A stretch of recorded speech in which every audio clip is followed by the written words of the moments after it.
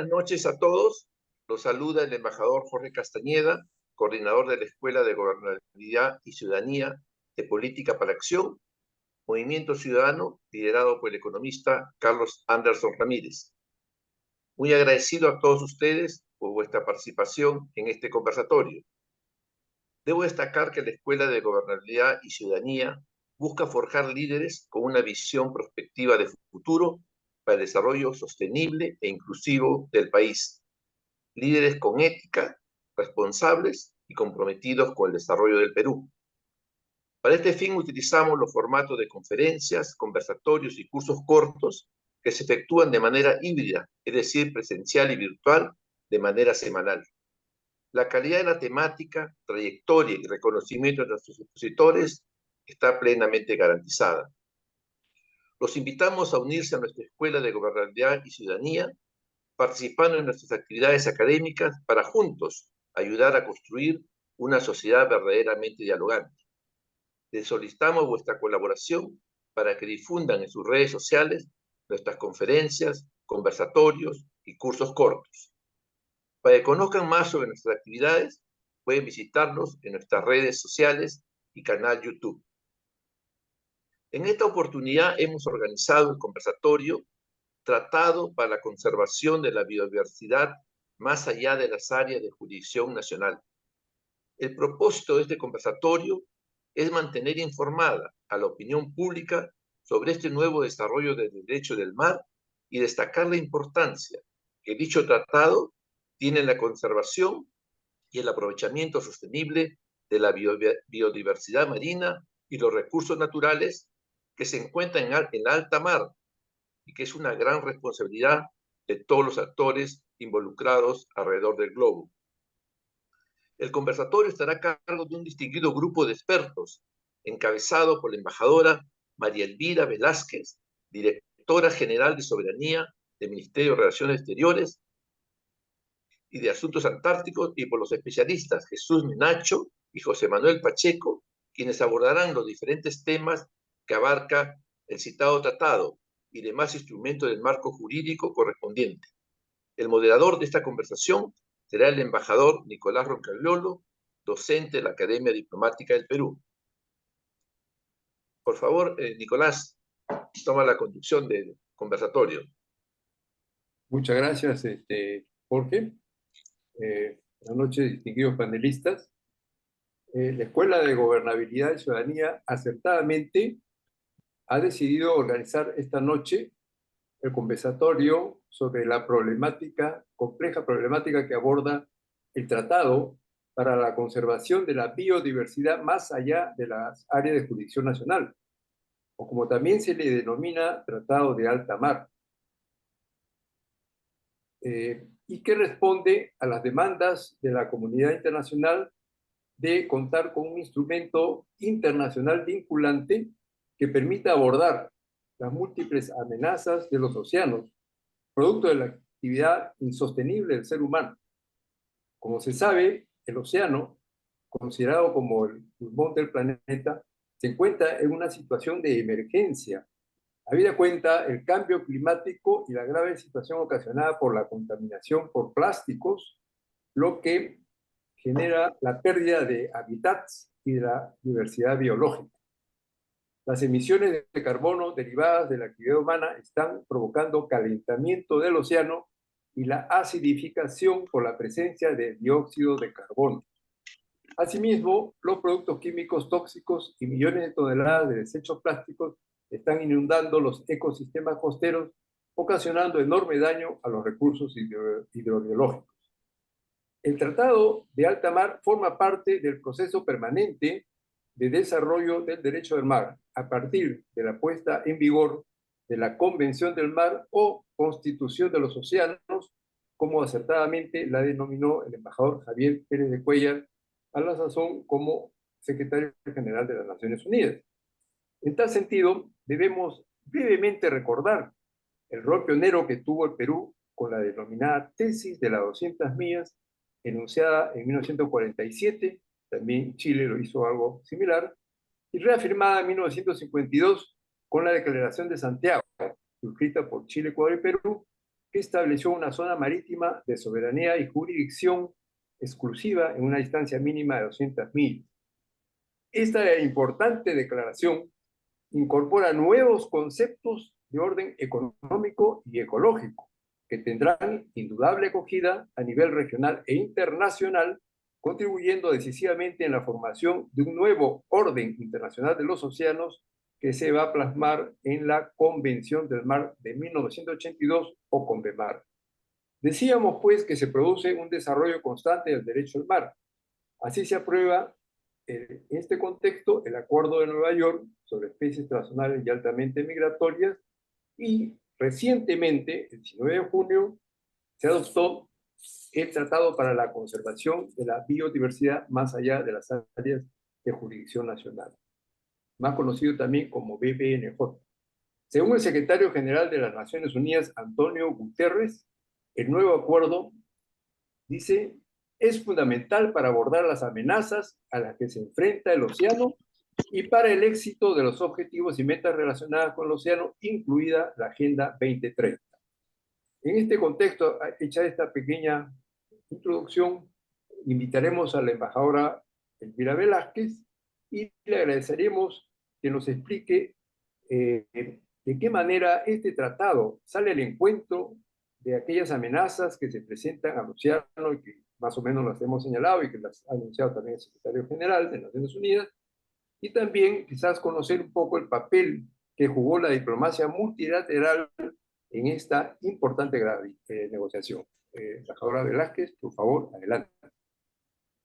Sí, muchas gracias, embajador Roncayolo. Le agradezco a usted y al embajador Castañeda su cordial invitación para participar en este ciclo de conversatorios sobre temas de la agenda global que son de particular importancia para nuestro país.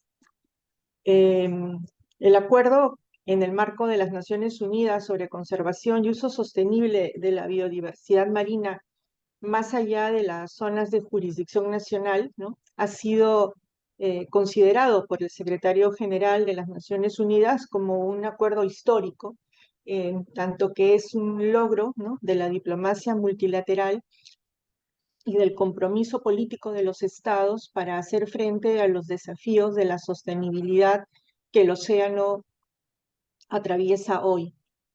Y además, diría yo también, es esperanzador tener este acuerdo, ¿no?, en este cambio de época que vivimos. Un cambio de época en el cual nos confrontamos con nuevas realidades y en ese contexto, ¿no?, reexaminamos, ¿no?, nuestras relaciones como estados y también nuestras relaciones y nuestras acciones, en este caso, frente al planeta, ¿no? Un planeta que está sufriendo depresiones antropogénicas que afectan principalmente, ¿no?, también al océano, y que es necesario superarla con el compromiso de todos los estados, ¿no? Compromisos políticos para adoptar normas que respeten, ¿no?, y que se desarrollen dentro del marco de la cooperación entre los estados, con una mirada muy clara en lo que es el respeto al ambiente, el respeto a todos los que formamos parte, ¿no?, de la sociedad internacional, y un también compromiso con las generaciones futuras. En ese sentido, este acuerdo, ¿no?, sale al encuentro, como usted decía, ¿no?, de estos nuevos desafíos, recogiendo, ¿no?, todo una riqueza, un bagaje y un desarrollo jurídico que se habría desarrollado tanto en el marco del derecho del mar como también en el marco del derecho ambiental. Y recoge, digamos, los principios del derecho ambiental, ¿no?, de la Declaración de Río, como también se construye, y en ese sentido está desarrollado en el marco de la Convención del Mar, sobre la base de los principios ahí establecidos. En lo que se refiere principalmente, ¿no?, a la conservación de los recursos y a la protección del medio marino. Y por otro lado, en un concepto fundamental, que es el concepto del patrimonio común de la humanidad. Sobre la base, digamos, de estos elementos jurídicos, se va a desarrollar en este tiempo nuevo este acuerdo, que tiene frente a sí, ¿no?, el gran desafío, por un lado, del conocimiento, ¿no?, el conocimiento del mar. Lo que conocemos de las aguas profundas y de los organismos que en ellas habitan, ¿no?, es una milésima, digamos, de lo que hay por conocer. Tenemos ahora la ciencia, tenemos la tecnología, pero la tarea es inmensa. Y estos recursos, ¿por qué son importantes? Estos recursos vivos que habitan en estos fondos oceánicos y en el alta mar, que es el área en la cual se aplica la convención. Son importantes para el equilibrio, ¿no?, que debe caracterizar no solamente al océano, sino a toda la vida en el planeta. Son importantes porque contribuyen a la salud. Aquellos organismos que se encuentran en los fondos marinos, principalmente lo que son las chimeneas hidrotérmicas, por ejemplo, o en los montes marinos, tienen en sus estructuras genéticas, ¿no?, elementos que son muy importantes para la farmacéutica, y así han venido siendo utilizados, pero no en beneficio de toda la humanidad, sino de aquellos que tenían la tecnología y tienen la tecnología y la capacidad económica para este tipo de inversiones. Es esa la situación que se desea revertir con este acuerdo. Y en ese sentido, ¿no?, sus disposiciones se orientan hacia ello en un capítulo específico, ¿no?, sobre la distribución justa y equitativa de los beneficios que provengan de la utilización de estos recursos genéticos. Estos aspectos son aspectos nuevos, por eso digo, es un acuerdo en un cambio de época en el cual el océano está cambiando, nos está planteando retos, y está cambiando también porque poco a poco conocemos más de estos organismos y de la contribución que pueden brindar a la humanidad. Y son tiempos nuevos también porque son tiempos de grandes desafíos, como usted mencionó al comienzo, la crisis ambiental, ¿no?, tanto en lo que se refiere al calentamiento global como en lo que se refiere a la contaminación de diferentes tipos, como se refiere también a la pérdida de biodiversidad, son las grandes amenazas contra las cuales tenemos que luchar, y para eso tenemos que tener un marco regulador apropiado. Y el tema de la conservación de los recursos vivos necesitaba tener un mayor desarrollo, a partir, como decía anteriormente, de las disposiciones de la Convención del Mar, que en este aspecto eran de carácter general, en lo que se refiere al alta mar y a la zona de los fondos marinos, enriquecida por los principios precautorios, el principio del que contamina paga, en fin, el desarrollo de estudios de impacto ambiental, ¿no?, antes de intervenir o desarrollar una determinada actividad, en fin. Todos estos principios y enfoques van a ser recogidos en el acuerdo del cual estamos conversando. Pero también hay adicionalmente un gran desafío, y es el desafío de la gobernanza en el océano. La gobernanza en el océano, en los océanos es de alguna manera segmentada, ¿no? Está desarrollada en diversos compartimentos, ¿no? De acuerdo con el tipo de actividad que se realice, ya sea por el espacio, ya sea por la función también, y ello no ha permitido, pese a los esfuerzos de Naciones Unidas, un desarrollo coordinado, ¿no? De la implementación de acuerdos y del desarrollo de actividades. Hay bastante superposición, digamos, de responsabilidades y de acciones que tienen que mejorarse. Y este acuerdo, en ese sentido, también es un llamado y incluye disposiciones orientadas justamente en esa dirección, a fortalecer la coordinación y el respeto también a las áreas y competencias que tienen otros regímenes que se desarrollan en estas áreas, particularmente los regímenes de pesca como son los organismos regionales pesqueros.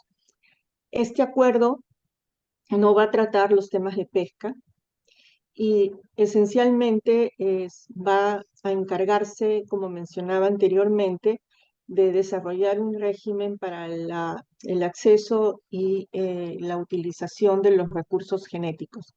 Y luego va a desarrollar también medidas, ¿no? Como son el establecimiento de áreas marinas protegidas, orientadas a preservar la biodiversidad de aquellos recursos, ¿no? Que tienen mucha importancia para mantener la sostenibilidad de la vida marina. Usted me preguntaba sobre la participación de América Latina, ¿no? En estas negociaciones. Bueno, fue bastante importante, ¿no? Particularmente para el establecimiento de mecanismos orientados al intercambio de información, por ejemplo, que es fundamental en estos casos. En el caso de los recursos genéticos, interesa mucho saber qué es lo que se está investigando, qué nuevo recurso ha sido encontrado, y luego también qué información hay al respecto y si este ha sido comercializado o no. Toda esta información es tratada en el acuerdo, ¿no? De manera tal de que sea intercambiada de manera transparente y con fácil acceso. Además, también se va a desarrollar, y lo desarrolló mucho dentro del marco del grupo de los 77 y China, el tema del patrimonio común de la humanidad, que era uno de los temas más discutidos, entiendo, en toda la negociación. Una negociación que ha demorado casi 20 años, digamos, porque desde el 2004, cuando se realiza la reunión del proceso oficioso de consultas en Naciones Unidas, sobre nuevos usos, digamos, de actividades en el mar, emerge este tema de la preocupación por la utilización de los recursos genéticos y la protección de la diversidad biológica marina. Y es ya desde esa reunión, ¿no?, que el tema de la aplicación del principio de patrimonio común de la humanidad no tenía consenso, ¿no? Y esta situación se ha mantenido casi hasta el final, lográndose que el espíritu de este principio sea reconocido ¿no? Al establecer justamente este acceso con justicia y con equidad a recursos que tienen que ser utilizados en beneficio justamente de toda la humanidad, ¿no? Entonces, allí hay, digamos, logros importantes que se han trabajado dentro de estos dos grupos de negociación, embajador. No sé si eh, Perú ha eh, saludado, ¿no?, la adopción de este acuerdo, el cual permite que aquellos estados que no sean parte de la Convención del Mar también lo puedan suscribir y ser parte de él, ¿no? En la medida en que lo que se busca es la universalidad de este nuevo acuerdo. Y Perú lo ha hecho haciendo también al momento de la aprobación, ¿no?, una declaración en el sentido, ¿no?, de que el Perú respeta, ¿no?, es parte de este acuerdo y respeta la Convención del Mar en tanto que sus normas representan derecho consuetudinario, ¿no? Entonces, eh, el, el acuerdo da mucha esperanza porque representa ya, digamos, la oportunidad para contar con mecanismos que nos permitan en este espacio de alta mar, manteniendo las libertades con los derechos y responsabilidades que éstas representan, también tener, ¿no?, nuevas disposiciones que garanticen que estos recursos y esta biodiversidad sea preservada y estos recursos sean utilizados para beneficio de todos, ¿no? Agradecemos mucho la presentación de la embajadora Elvira Velázquez, que nos ha traído pues un panorama muy importante de lo que es este tratado, ¿no?, de biodiversidad marina, que significa pues un esfuerzo importante de la diplomacia multilateral, y eso nos trae pues un aliciente y una esperanza pues de poder abordar temas tan complejos. Ahora, queremos pedirle al señor José Manuel Pacheco, al doctor José Manuel Pacheco, si nos pueda complementar informando si un Estado que no es parte de la Convención del Mar suscribe y posteriormente ratifica el Tratado sobre Alta Mar, es posible, ¿no? El Tratado de Alta Mar o BBNJ. Si nos puede ampliar un poco sobre este aspecto y cómo se logró llegar a este acuerdo. Con mucho gusto, embajador. Buenas noches con todos. Primero quisiera agradecer por la invitación y también expresarles lo honrado que me siento de poder participar en este conversatorio donde están amigos queridos y personas a quienes admiro bastante. Muchas gracias por la pregunta, embajador. Me permito compartir el artículo pertinente que responde a la pregunta planteada. ¿Me confirman, por favor, si estoy compartiendo pantalla?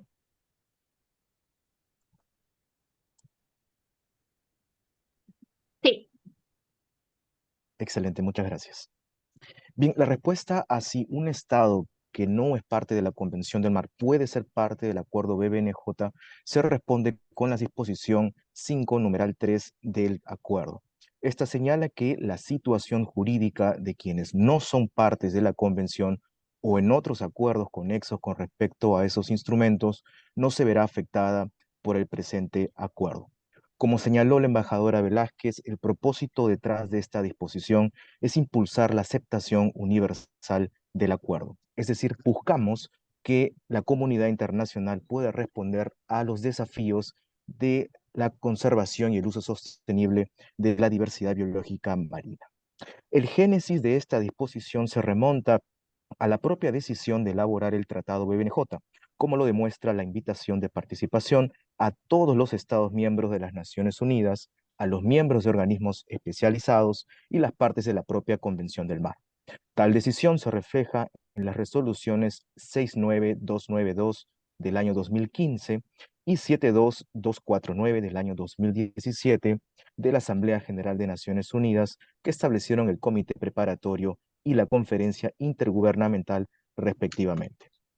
Amerita poner de relieve la resolución del año 2017 de la Asamblea General, en tanto destacó la necesidad de asegurar la participación más amplia y efectiva en la conferencia. Esto lo encontramos en el párrafo 8. Además de reconocer, cito, que ni la participación en las negociaciones ni sus resultados pueden afectar la situación jurídica de quienes no son parte de la Convención del Mar. Durante las negociaciones, especialmente entre los años 2018 y 2023, no obstante, algunas delegaciones expresaron su legítima preocupación respecto a esta situación, es decir, aquellos estados que no son parte de la convención.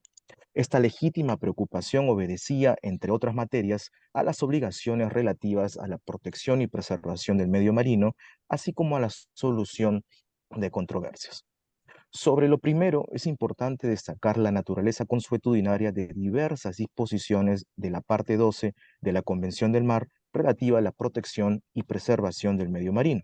Así, esta obligación general, consagrada en el artículo 192 de la Convención, ha sido ampliamente reconocida por la práctica estatal, la jurisprudencia y la doctrina especializada. ¿Qué es lo que seguía luego? Llenar de contenido esta obligación general. Con relación a la solución de controversias, los estados negociadores fueron acuciosos en incluir en el acuerdo para que se guarde coherencia jurídica con los mecanismos de solución pacífica de controversias que ya establece la Convención del Mar. Así se habilita la posibilidad en el acuerdo BBNJ de poder ir, por ejemplo, al Tribunal Internacional sobre Derecho del Mar. A pesar de estas discrepancias, de las cuales solo he mencionado un par reflejadas en la negociación, los estados lograron incluir el antes aludido y en pantalla artículo 5.3, lo cual permite a los estados no parte de la Convención del Mar suscribir y posteriormente ratificar o adherir el Tratado BBNJ. Es importante recordar que otro tratado de implementación de la Convención del Mar, a saber, el Acuerdo de Nueva York del año 1995, estableció la misma fórmula jurídica o una similar, perdón, de permitir la participación de otros estados o de estados que no sean parte de la Convención del Mar. Esto último lo refleja la condición de estado parte de Estados Unidos, Camboya e Israel respecto del Acuerdo de Nueva York sin ser parte de la Convención del Mar. Por lo anteriormente expuesto, si es posible que un Estado que no sea parte de la Convención del Mar suscriba y ratifique o adhiera el Tratado BBNJ, tal como lo reflejan la suscripción en términos de autenticación de Colombia y el ya mencionado Estados Unidos en septiembre de este año. Estoy hablando respecto al acuerdo BBNJ. Así, en el caso del Estado peruano, en caso del Estado peruano decida suscribir el Tratado BBNJ, su posición jurídica respecto a la Convención del Mar, es decir, la aplicación de aquellas disposiciones que reflejen costumbre internacional o principios generales del derecho, no se verá afectada. Ello no obsta a que el Perú pueda continuar con la imperiosa necesidad de adoptar finalmente una decisión con relación a la adhesión o no en la Convención del Mar. Esta sería mi respuesta, embajador. Muchas gracias. Agradecemos al doctor Pacheco la presentación del tema, muy importante para aclarar este aspecto importante que se incorpora en el tratado. Ahora invitamos al comandante Jesús Menacho, si podría explicarnos de qué manera nuestros intereses nacionales están recogidos en el Tratado de Alta Mar de las Naciones Unidas. Como se ha visto, pues ha sido un proceso largo, lo ha explicado la embajadora Elvira Velázquez, que ha durado cerca de 20 años. Entonces, lógicamente, ahí se ha podido apreciar, ¿no?, el cruce de intereses de países como grandes potencias, ¿no?, y países en vía de desarrollo. Entonces, es lo que quisiéramos que el comandante Menacho nos pueda explicar. Adelante, por favor. Gracias, embajador. ¿Me permiten compartir pantalla? Voy a hacer una pequeña presentación.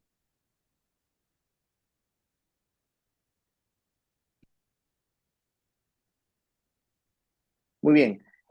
Más o menos hemos orientado el tema hacia los intereses nacionales que tendríamos como país marítimo en adoptar este acuerdo, en ratificarlo, ¿no?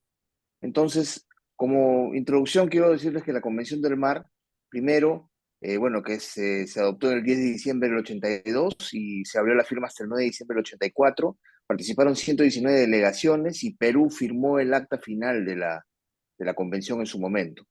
Luego la estructura de esta Convención del Mar, pues 17 partes, 320 artículos, 9 anexos y entró en vigor con 60 ratificaciones el 16 de noviembre del 94. El estatus actual son 169 estados de los 193 que forman parte de las Naciones Unidas.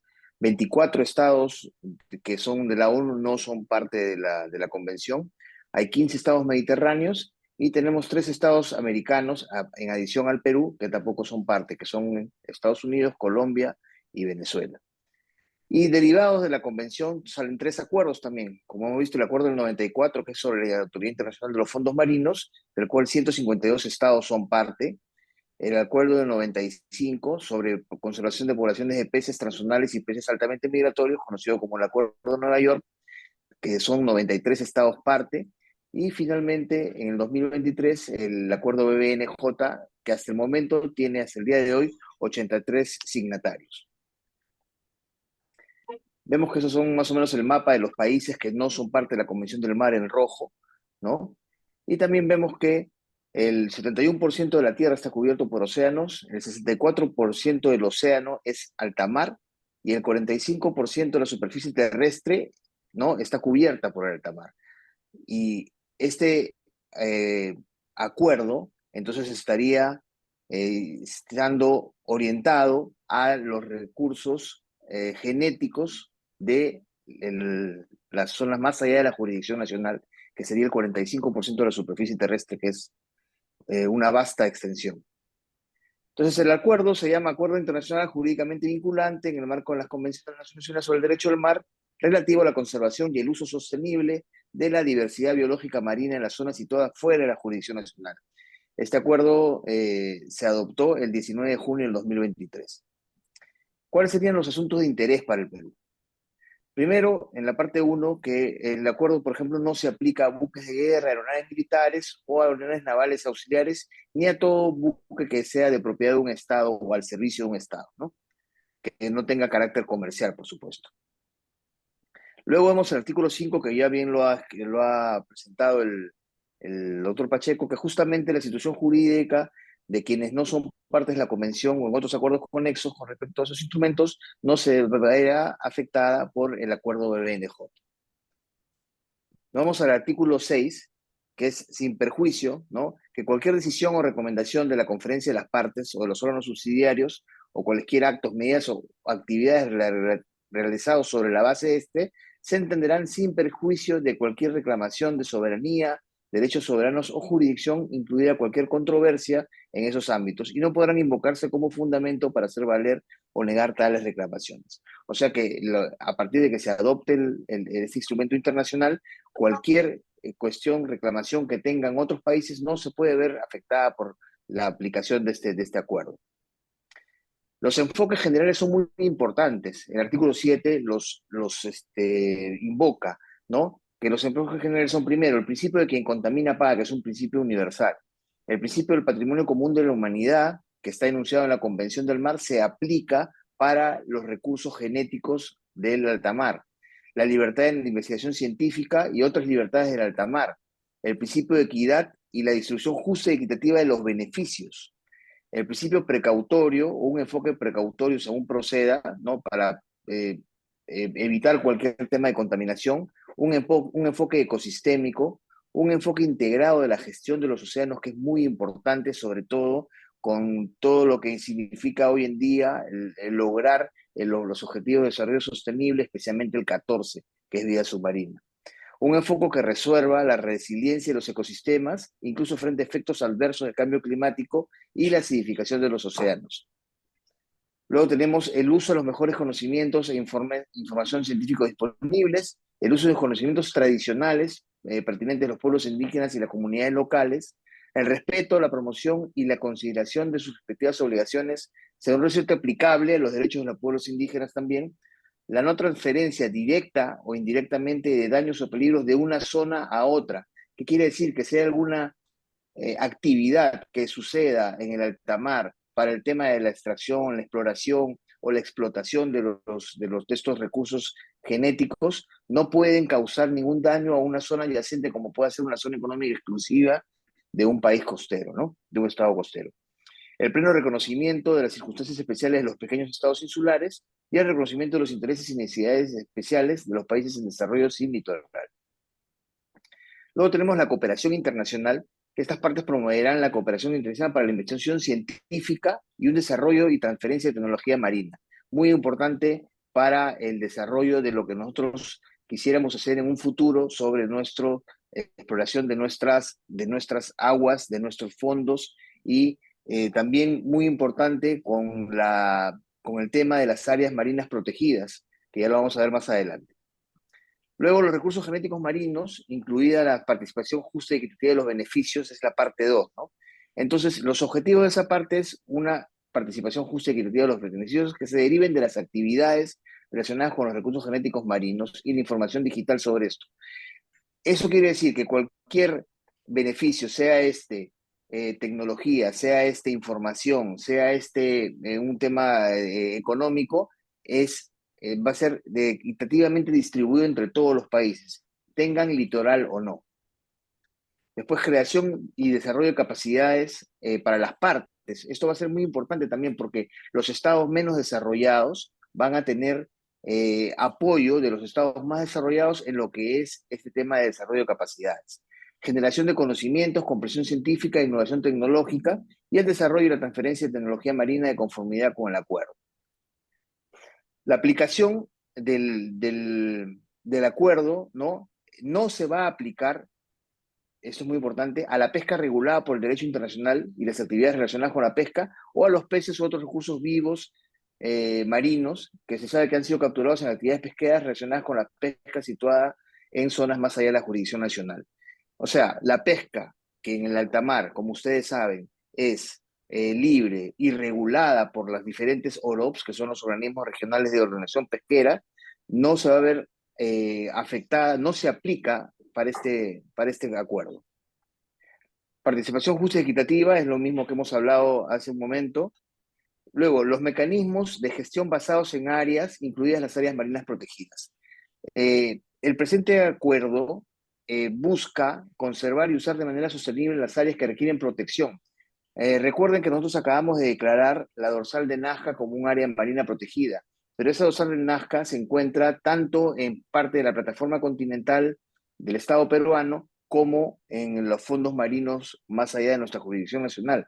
Entonces, estas áreas marinas protegidas va a tener unos mecanismos de gestión que van a ser muy importantes si es que nosotros adoptamos el acuerdo, ¿no? Refuerza la cooperación y la coordinación de los usos de mecanismos de gestión, protege, preserva, restaura y mantiene la diversidad biológica de los ecosistemas, apoya la seguridad alimentaria, apoya a los estados parte en desarrollo, en particular los menos adelantados, ¿no? La adopción de decisiones que por regla general se tienen que tomar las decisiones por consenso, y si no se llega a consenso, por mayoría, que en este caso son de 3/4 de las partes presentes, votantes, y una vez que la conferencia de las partes lo haya decidido por los 2/3, ¿no? Ese es el mecanismo legal que han establecido para esta parte de la adopción de decisiones. Evaluación de impacto ambiental, sumamente importante porque los expliqué que cualquier actividad que se realice para la extracción, exploración o explotación de los recursos genéticos marinos no puede afectar un área adyacente. Y esta parte hay una obligación de realizar esas evaluaciones de impacto ambiental. Creación de capacidades de transferencia de tecnología marina. Los objetivos son ayudar a las partes, en particular los estados parte en desarrollo, a implementar todo el presente acuerdo para lograr los objetivos. Posibilitar cooperación y participación, desarrollar capacidad científica y tecnología marina, aumentar y difundir y compartir los conocimientos sobre la conservación y uso sostenible de la diversidad marina y, más concretamente, ayudar a los estados para que logren los objetivos relativos a recursos genéticos marinos, incluida la distribución de los beneficios, las medidas como mecanismo de gestión y la evaluación de impacto ambiental, que son las tres partes previas que hemos visto del acuerdo.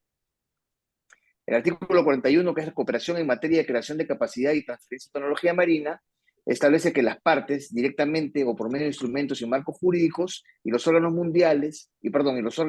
mundiales, regionales, subregionales y sectoriales, cooperarán a fin de ayudar a los Estados parte a alcanzar los objetivos del acuerdo mediante creación de capacidades y desarrollo y transferencia de ciencias y tecnologías marinas.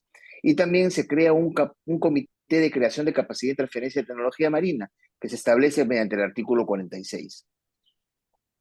La solución de controversias es algo muy interesante porque a pesar de que nosotros no somos parte de la Convención del Mar, si fuéramos parte del acuerdo BBNJ, podríamos inclusive, elegir libremente que, por ejemplo, el Tribunal Internacional del Derecho del Mar resuelva una controversia que tengamos en el futuro. Entonces, en lo que es el resumen, es que el acuerdo BNJ ve recursos genéticos marinos, incluye participación justa y equitativa de los beneficios, mecanismos de gestión por áreas para áreas marinas protegidas, evaluaciones de impacto ambiental y creación de capacidades y transferencia de tecnología marina.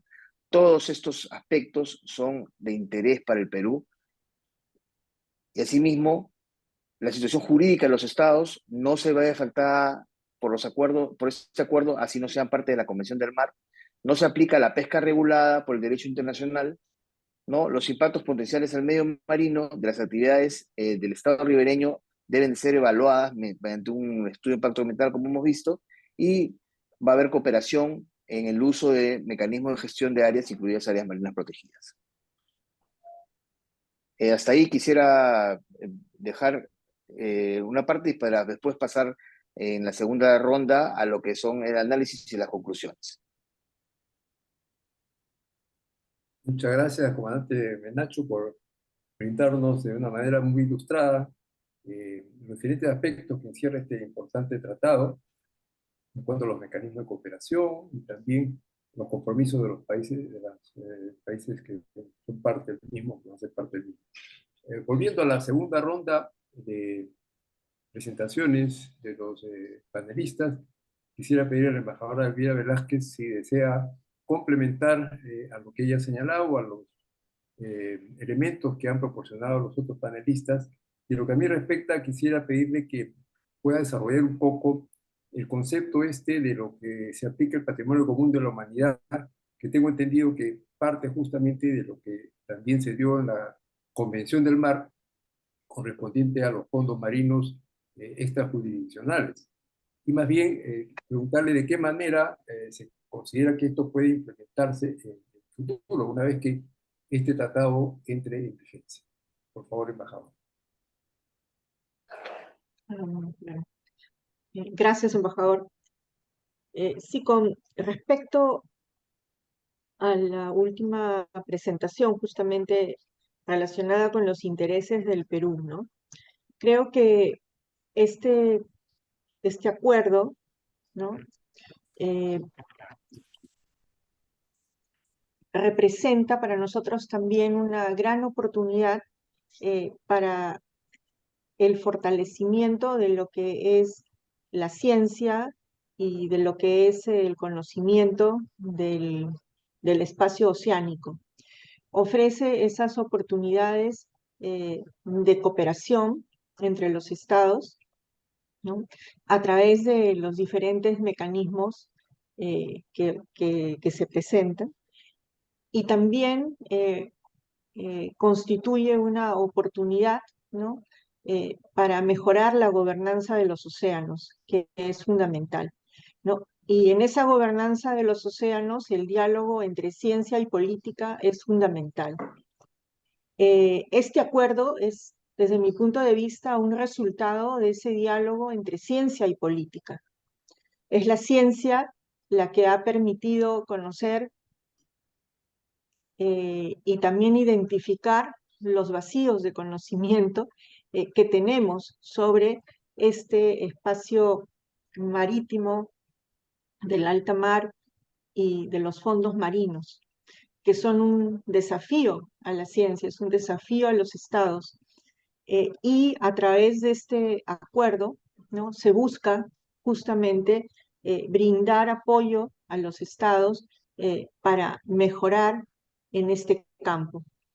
Pero sobre todo es esa posibilidad de estimular y fortalecer ese diálogo, como decía, entre ciencia y política, para que las decisiones que se tomen sean decisiones eficientes, ¿no? Y las políticas puedan serlo también. Ello es fundamental para todas aquellas tareas relacionadas con la conservación de nuestros recursos. Si ellas no se fundan en una real valoración científica del estado de los recursos, no solamente estamos poniendo en riesgo actividades inmediatas, estamos poniendo en riesgo el futuro, ¿no? El futuro del país, el futuro de las familias. Y nos exige ese conocimiento de los procesos, como el caso del niño, que lo estamos viendo ahora, para poder justamente prevenirlo. O sea, son interrogantes que gracias a la ciencia podemos tener herramientas para poder tomar las mejores decisiones de manera oportuna. Y ese diálogo ciencia y política lo vemos que ha estado muy presente, porque a lo largo de todo el proceso negociador, ¿no? Estaba haciendo una cronología yo sobre cómo se desarrollaban en diferentes momentos, ¿no? Eh, Tanto los trabajos del grupo ad hoc que se creó en el 2004 para comenzar a ver el tema de biodiversidad biológica en estas zonas fuera de jurisdicción nacional, y que luego en el 2016 recomienda ya la elaboración de un instrumento vinculante. En todo este proceso vamos a ver también que se desarrolla otro relacionado con la evaluación mundial de los océanos. Y este proceso de evaluación de los océanos, del medio marino, se inicia en el 2002. Entonces, es a partir de esta investigación y de estos trabajos científicos que vamos identificando aquellas áreas donde es necesario legislar, donde es necesario promover la aplicación de los instrumentos ya vigentes, y son estos trabajos los que alertan a la política para saber dónde poner la mirada y cómo poder actuar de manera oportuna y eficiente. Este proceso, por ejemplo, ordinario que se llamó de presentación de informes y evaluación del medio marino, ha presentado 2 informes importantes en el 2016 y en el 2021, y ha acompañado, por tanto, a todo este proceso negociador, ¿no? Del acuerdo sobre conservación y utilización sostenible, ¿no? De la biodiversidad marina. O sea, yo creo que ese es un tema muy importante al cual contribuye este acuerdo. El otro es, como decía, al de la gobernanza. ¿Por qué? Porque, como también señalé al inicio, ¿no? En la gobernanza de los océanos está muy sectorizada, y lo que hay que promover es esa acción coordinada, ¿no? En la medida en que, como usted lo ha dicho muchas veces, el espacio oceánico es una unidad, ¿no? Y se tiene que intervenir en todos estos ámbitos, ¿no? Eh, digamos, con una mirada común.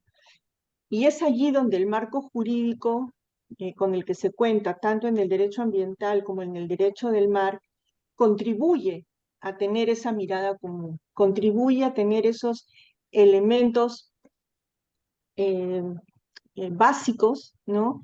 Y esos principios bajo los cuales podemos actuar todos juntos en la defensa del planeta y en la defensa de los océanos, comprometiéndonos para que nuestras acciones sean eficientes y así garanticemos el futuro de nuestras nuevas generaciones.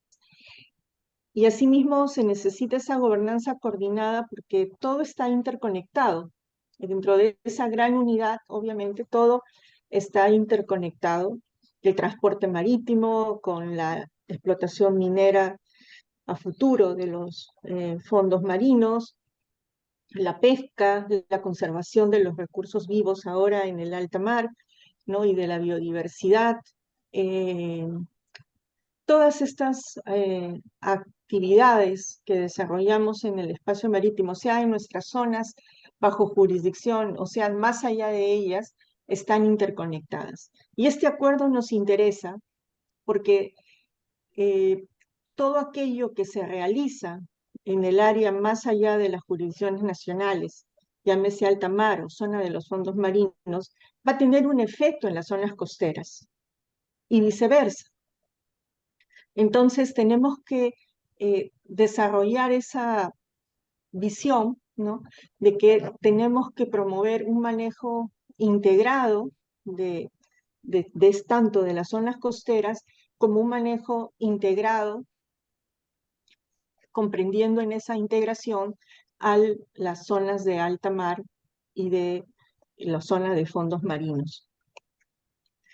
Creo yo que esos son aspectos bien importantes como mensaje que emergen de este acuerdo, ¿no? El diálogo ciencia-política, el fortalecimiento de capacidades para poder beneficiarnos justamente de estos nuevos descubrimientos y potencialidades que que nos ofrecen los recursos biológicos de los fondos del mar, ¿no? Y luego el trabajar por una gobernanza de los océanos, tanto a nivel global como, por supuesto, a nivel nacional, ¿no? Es fundamental para poder avanzar de una manera, quiero llamar, eficiente y oportuna, ¿no?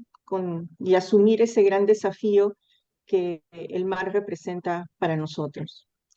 Usted me preguntó sobre el tema de los recursos genéticos y cómo en este régimen se traducía o se reflejaba el aspecto, o mejor dicho, el principio de patrimonio común de la humanidad, ¿no? Bueno, este efectivamente es un logro promovido por los países en desarrollo, ¿no? Para que este principio que estaba recogido en la Convención del Mar sea aplicado también en este caso frente a los recursos vivos de esta zona. Y para ello se establece un mecanismo, un régimen, ¿no? En el marco del acuerdo, ¿no? Que se caracteriza, digamos, primero por contar con mecanismos que permitan que todos estén informados de qué es lo que se está haciendo, qué es lo que se está descubriendo, cómo se lo está trabajando, ¿no? O sea, que son mecanismos de notificación de aquellas actividades que están relacionadas con los recursos genéticos del área, ¿no? Y también con la información digital sobre las secuencias de los recursos genéticos que se están recolectando. Asimismo, este mecanismo incluye aquella información sobre aquellos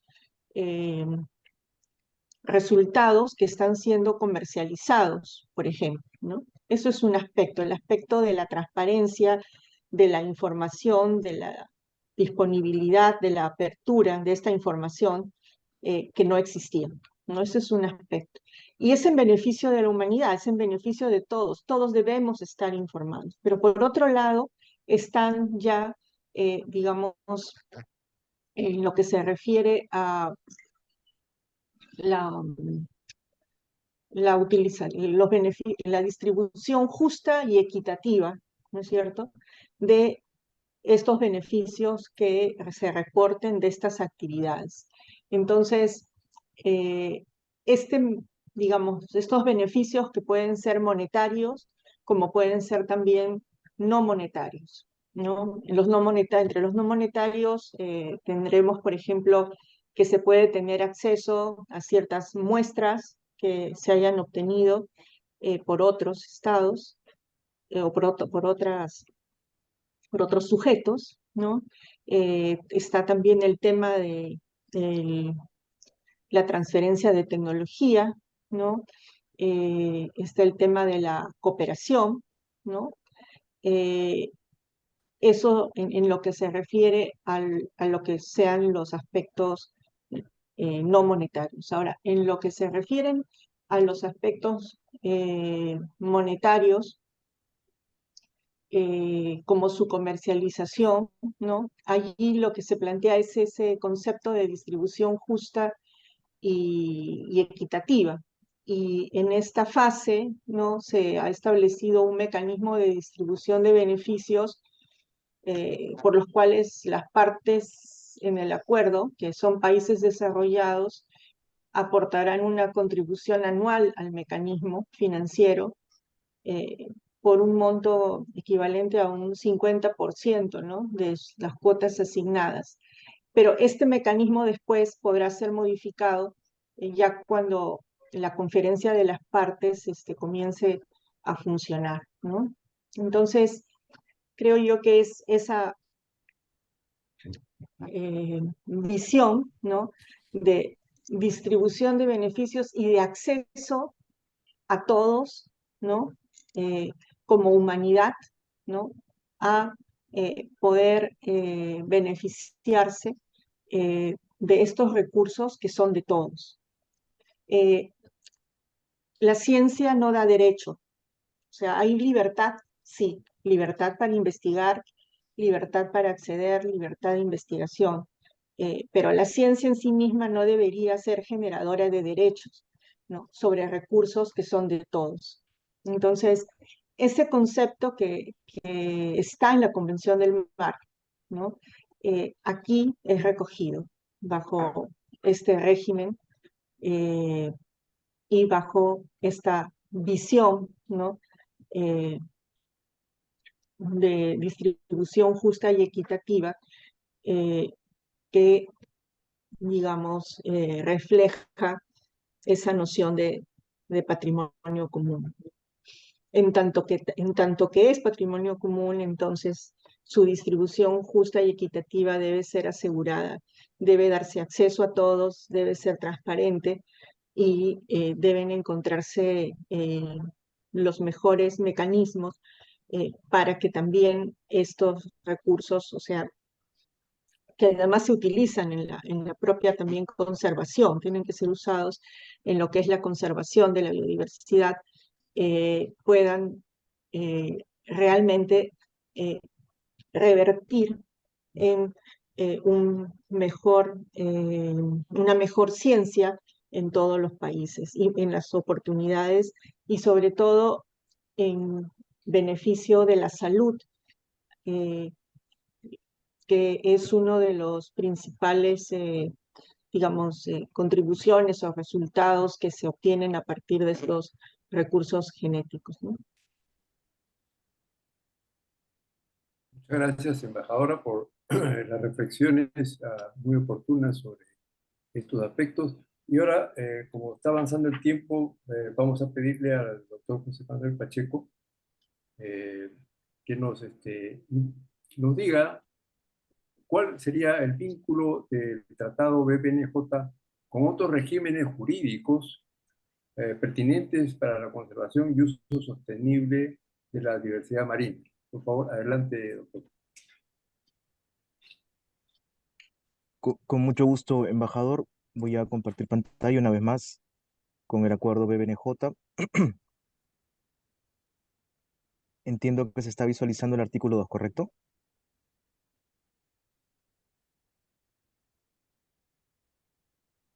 Correcto. Perfecto, muchas gracias. Gracias por la pregunta, embajador. Eh, Voy a poner el tiempo para no pasarme de lo acordado. Bien, esta pregunta sobre la relación del Tratado BBNJ con otros regímenes pertinentes apunta a lo que ya muy bien ha explicado la embajadora Velázquez en términos de la gobernanza de los océanos. Es pertinente recordar en este punto que la Convención del Mar, en su tercer párrafo del preámbulo, señala que los problemas de los espacios marinos están estrechamente relacionados entre sí y han de considerarse en su conjunto. Esto apunta a una visión holística de la Convención del Mar que allá en la negociación entre 1973, finalizada en 1982, buscó abordar todos los problemas que aquejaban al océano y por lo tanto bien se le llama la Constitución para los océanos. La Convención del Mar también tiene en el cuarto párrafo de su preámbulo el objetivo y fin. Muchos teóricos encuentran el objetivo y fin de la Convención del Mar, que es establecer por medio de esta convención, con el debido respeto de la soberanía de todos los estados, un orden jurídico para los mares y océanos que facilite la comunicación internacional y promueva los usos con fines pacíficos de los mares y océanos, la utilización equitativa y eficiente de sus recursos, el estudio, la protección y preservación del medio marino y la conservación de sus recursos marinos vivos. Es esta aproximación holística de la Convención del Mar que fue trasladada a los negociadores del acuerdo BBNJ. En su preámbulo, asimismo, el acuerdo BBNJ busca abordar de manera coherente y cooperativa la pérdida de diversidad biológica y la degradación de los ecosistemas del océano, debido en particular a los impactos del cambio climático en los ecosistemas marinos, como el calentamiento y la desoxigenación del océano, así como la acidificación del océano, la contaminación, incluida la contaminación por plásticos y el uso no sostenible. En pantalla tenemos el artículo 2 del acuerdo BBNJ que establece el objetivo general del acuerdo, el cual es asegurar la conservación y el uso sostenible de la diversidad biológica marina en espacios más allá de la jurisdicción nacional y también apunta a estas acciones en el presente y largo plazo mediante la implementación efectiva de las disposiciones pertinentes de la Convención del Mar y una mayor cooperación y coordinación internacionales. Una vez ya respondida la pregunta si un Estado no parte de la Convención puede suscribir y ratificar el acuerdo BBNJ, toca ahora preguntarnos sobre cuál es esta relación que habría entre el acuerdo BBNJ y otros regímenes jurídicos pertinentes. No sería 100% correcto decir de que no existe ninguna norma que apunte a la conservación y el uso sostenible de la diversidad biológica marina. Ya referí en mi anterior participación respecto a la naturaleza consuetudinaria de algunas disposiciones de la parte 12 de la Convención del Mar. Es decir, no se puede hablar de un vacío legal con respecto a la diversidad biológica. Sin embargo, y en términos también expresados por la embajadora Velázquez, tenemos ahora un gran número de instituciones, marcos jurídicos, órganos que tangencialmente veían el tema de la conservación y el uso sostenible. De hecho, esto en el derecho internacional se conoce como la fragmentación del derecho, en términos que tenemos bastantes normas especializadas y algunas con la vocación de ser autónomas. Entonces, a tantas normas y aún a un problema latente, lo que correspondía a la comunidad internacional era, en virtud de la seguridad jurídica, adoptar un instrumento con un propósito claro, como es el acuerdo de BBNJ, en términos de conservar y usar sosteniblemente la diversidad biológica marina en espacios más allá de jurisdicción nacional. Me permito un paréntesis. Claramente el artículo 3 señala que son en zonas fuera de jurisdicción nacional.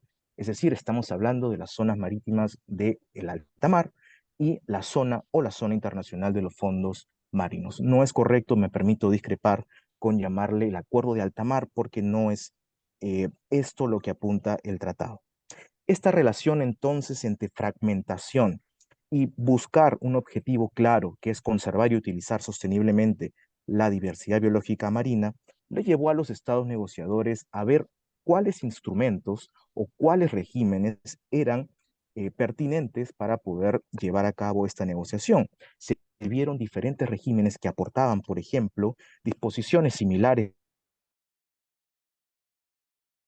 Estudió estos regímenes para evitar que se puedan superponer mandatos. Se estudiaron estos regímenes también para delegar posiblemente algunas tareas de implementación y también para poner de relieve que, hay que decirlo, muchos de estos órganos o instituciones tienen valioso conocimiento científico y técnico que, como señalaba la embajadora, es necesario para la implementación.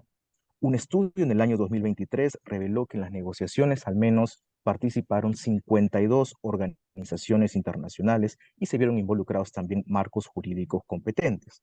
32 organizaciones internacionales enviaron observadores y 18 organizaciones internacionales realizaron eventos paralelos en la negociación. Ahora, dentro del contenido sustantivo del acuerdo que brillantemente lo vio el comandante Menacho, los estados negociadores comenzaron a ver qué regímenes habían para poder ayudar a que el acuerdo BBNJ pueda ser adoptado. Dentro de estos ejemplos tenemos que los estados vieron los modelos de reparto de beneficios y en el uso sostenible de recursos genéticos marinos y vieron que podría complementarse con la labor de la Autoridad Internacional de los Fondos Marinos. Insisto, estamos hablando también de la zona. También se estudiaron las disposiciones del Protocolo de Nagoya en el marco del Convenio sobre Diversidad Biológica.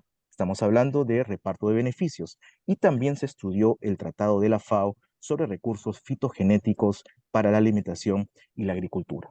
Los estados también vieron, sin embargo, que en el acuerdo BBNJ teníamos algunas limitaciones.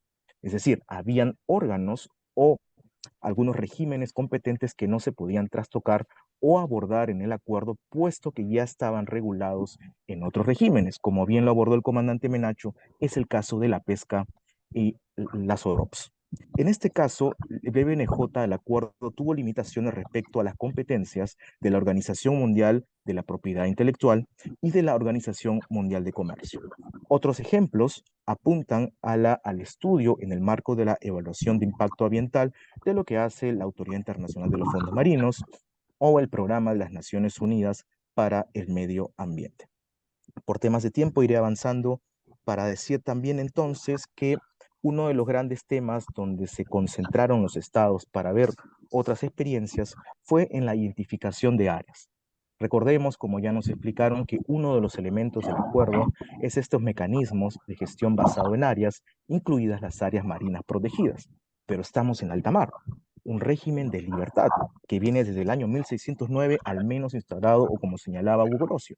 Entonces teníamos que tomar decisiones viendo qué instituciones ya el día de hoy tienen determinadas competencias. Así se habló, por ejemplo, de la Organización Marítima Internacional y de las ya mencionadas OROPS. En resumen, se identificó que los estados refirieron en diversas oportunidades a la Convención sobre Diversidad Biológica, a la Autoridad Internacional de los Fondos Marinos, a la Comisión Oceanográfica Intergubernamental, a la Organización Marítima Internacional y a la FAO. Esto significó entonces que los estados se dieron cuenta que todas estas experiencias son valiosas para implementar el acuerdo BBNJ, pero también vieron que es una oportunidad para poder aprender de disposiciones o de opiniones divergentes. Y por eso, el artículo 5, en su numeral 2, señala que el presente acuerdo se interpretará y aplicará de manera que no vaya en detrimento de los instrumentos y marcos jurídicos pertinentes, ni los órganos mundiales, regionales, subregionales y sectoriales competentes, y promueva, esta es la segunda parte de este numeral, la coherencia y la coordinación con esos instrumentos, marcos y órganos. Este artículo 5, numeral 2, es reflejado en diversas disposiciones del acuerdo, como el artículo 8, 15, 17, 19, 21, 22, 24, donde se agrega el término, se agrega la fórmula de poder implementar el tratado siempre en consulta, siempre mirando otros regímenes para no trastocar sus mandatos y siempre buscar promover la coherencia y la coordinación con estos instrumentos. Cierro con estas últimas palabras, por favor. Se necesita de fuertes instituciones, es cierto, para poder implementar el acuerdo BBNJ. Y muchas de estas instituciones guardan o tutelan a todos los actores, entendiendo que puede haber asimetría de poder. Pensemos nomás en grandes industrias navieras y otros intereses en términos de la protección o la conservación y el uso sostenible de la biodiversidad. Esto no está exento de problemas. De hecho, hay algunos regímenes donde aún falta más estudio, y el ejemplo con el que cierro mi intervención es el sistema del Tratado Antártico. Tenemos un sistema cuyas disposiciones abarcan alta mar, que es precisamente lo que viene a regular el acuerdo BBNJ. Entonces tenemos dos regímenes en donde hay que estudiar cómo pueden complementarse y no obstruirse. Esto en la práctica se ha visto reflejado al menos en la declaración del Reino Unido, que el 20 de septiembre de 2023 señaló que el Tratado Antártico es el sistema para ver los temas legales, políticos y de medio ambiente considerados a la región antártica. Queda la pregunta entonces para el Reino Unido, ¿cuál sería la implementación del acuerdo BBNJ y el espacio antártico? La necesidad de tomar decisiones, como ya mencionaba la embajadora, en la conferencia de partes amerita que el Perú pueda participar porque también se van a ver estas relaciones entre BBNJ y otros regímenes donde el Perú participa. Entonces sería conveniente que el Perú tenga voz y voto en estas decisiones que se van a adoptar en el marco de la conferencia de las partes un año después de que entre en vigor el acuerdo BBNJ. Esa sería mi respuesta, embajador. Muchas gracias. Gracias, doctor Pacheco, por sus reflexiones, que son muy importantes para lo que estamos examinando. Y como estamos también avanzado el tiempo, daremos paso al comandante Menacho, quien va a complementar su presentación inicial. Gracias, embajador. Vamos a ver ahora análisis y las conclusiones que se han hecho sobre este acuerdo y las oportunidades para el Perú, ¿no? Que primero que del análisis no existe ninguna incongruencia entre el acuerdo de BNJ y la normativa nacional, como lo hemos visto con los diferentes sectores del Estado durante todo el trabajo que se ha hecho previo a la quinta conferencia, a la quinta reunión que fue reanudada en marzo, como la de junio, que fue donde se adoptó el documento, ¿no? Luego, las disposiciones del acuerdo van a permitir que el Perú participe en el futuro régimen del BBNJ, considerando que es un Estado no parte de la Convención del Mar, lo cual va a ser beneficioso para el Perú como país marítimo. El acuerdo de BBNJ es crucial para abordar la crisis planetaria medioambiental, ¿no? Y alcanzar los objetivos globales relacionados con los océanos y las metas y objetivos del marco mundial de la biodiversidad.